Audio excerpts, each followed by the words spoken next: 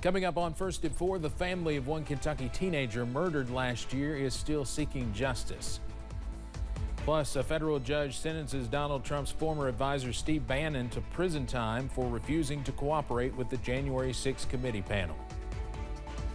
Plus, we've gone from feeling like winter to feeling closer to spring. The breakdown on when we return to April weather coming up as First at 4 continues.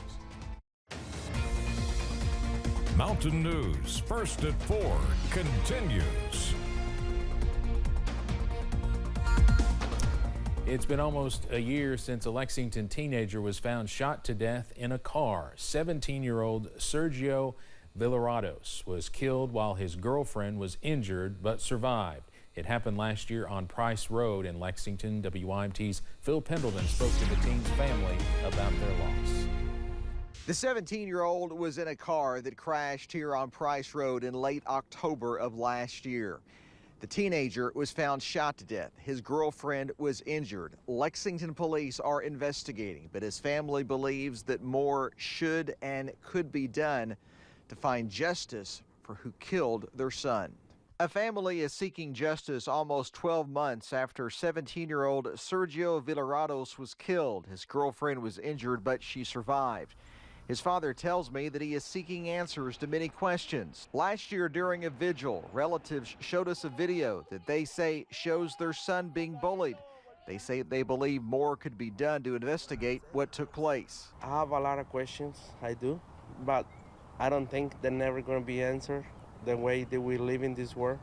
And again, Lexington police are investigating this, of course, looking for answers. Crime Stoppers, we are told, is also involved. We will have information on WKYT.com as far as how you might be able to leave some information.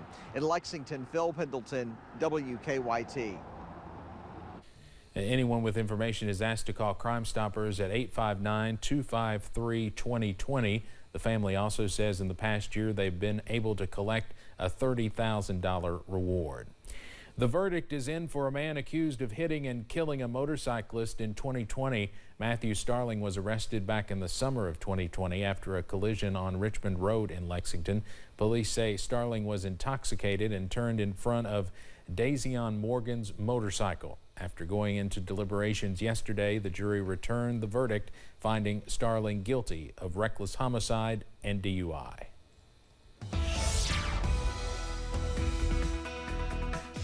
Continuing to watch warmer weather push into the region. It already feels much nicer today than it did yesterday, and we'll improve that again as we head into the day tomorrow. Here's a live look from Buffalo Mountain here in Perry County. Here's the thing. High clouds in the western sky means we're likely going to be dealing with a pretty nice sunset here in the next couple of hours.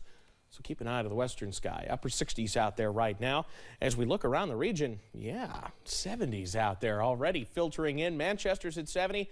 In Irvin and in Somerset as well. If you're not quite there, you're still in the middle and upper 60s. A little cooler in the deep dark hills down there in Harlan, 64, and same thing over in Jonesville, but still looking pretty nice. Into the 5 to 10 mile per hour range, winds out of the south and west. Satellite and radar continuing to push a few clouds through, but it's not a big deal. Headed out to our Appalachian Wireless game of the week. Speaking of the deep dark hills, US 119 battle going on. Pineville against Harlan tonight. Grab the jacket. You might not need it at kickoff, but you'll definitely need it as we fall through the 50s later on tonight. Details coming up on when we see a return to some showers. Coming up in a few minutes. Steve. Evan, thank you. The House committee investigating the January 6th attack on the Capitol has subpoenaed former President Donald Trump. The move comes the same day a federal judge in Washington, D.C. sentenced former Trump aide Steve Bannon to prison for failing to cooperate with the committee. CBS's Skylar Henry reports from Capitol Hill. On this vote, there are 9 ayes and 0 noes. A week after unanimously voting to subpoena former President Donald Trump, the January 6th committee has followed through. In a legal document sent to Trump's lawyers Friday, the panel wrote that it had assembled overwhelming evidence that he personally orchestrated and oversaw a multi-part effort to overturn the 2020 presidential election and to obstruct the peaceful transition of power. We must seek the testimony under oath. The committee demanded that the former president testify under oath by November 14th. They also requested that he provide documents including personal communication he had with members of Congress and extremist groups. The subpoena comes the same day a judge sentenced Steve Bannon to 4 months in prison for defying a subpoena from the committee. Outside the courthouse, the former Trump aide remained defiant and looked ahead to the midterms. On November 8th, there's going to have judgment on the illegitimate Biden regime and quite frankly, the Nancy Pelosi and the entire committee. The judge held off on imposing the sentence while Bannon appeals. Skyler Henry, CBS News, Capitol Hill. Bannon is now the first person with close ties to former President Trump to be sentenced to prison in the fallout from the Capitol attack. Trump's former trade advisor, Peter Navarro, is expected to go on trial next month. The battle involving presidential records at Mar-a-Lago continues. The latest from a filing with the Department of Justice reports former President Trump claims 15 documents that were kept there, including clemency requests, are his personal property and should not be handed back to the federal government. A special master is reviewing Trump's claims of executive privilege over the roughly 22,000 documents which were taken from his Florida home in August. Marijuana laws could soon be changing in some areas. Referendums are popping up around the country to legalize recreational use, and the Biden administration is looking into changes as well. WINT Washington News Bureau's Brendan Cullerton shows us the timeline for whether marijuana prohibitions will go up in smoke. There are 5 states with recreational marijuana use on the ballot this November, but legal experts say if the federal government makes certain changes, state laws won't matter much. After the midterm elections, 5 more states could see voters legalizing recreational use of marijuana.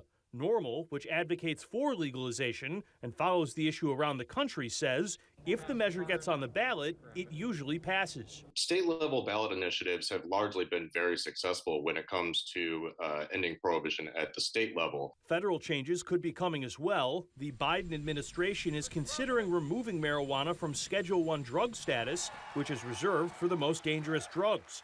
Attorney Lisa Pittman says that would overhaul how marijuana works in the country because companies could operate across state lines.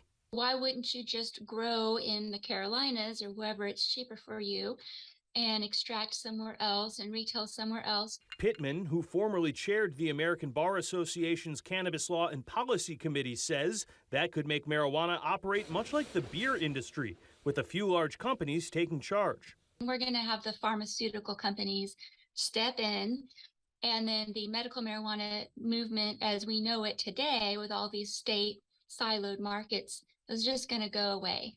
She says it is a tall order for the administration to change policy so quickly. I would be shocked if in just a mere year or a year and a half during the remainder of this administration, they're going to come up with a new scheduling. Biden will pardon those with federal marijuana possession charges, but the ABA says that only applies to about 6,500 people nationwide. In Washington, I'm Brendan Cullerton. A federal judge is temporarily stopping New York from restricting guns in places of worship. Yesterday, the judge struck a provision of New York's gun law that makes it a felony for someone with a concealed carry license to have a firearm at any place of worship or religious observation. The ruling comes after the Supreme Court's decision last term that changed the framework judges must use to evaluate gun regulations. Justice Clarence Thomas penned that opinion and said that gun regulations must be justified by demonstrating the law is, quote, consistent with this nation's historical tradition of firearm regulation. Coming up as First at 4 continues, we get a glimpse into the future of the auto industry at the Electric Car Show in Paris. Well, sunshine in abundance this afternoon. Plenty more where that came from into the weekend. Those details next.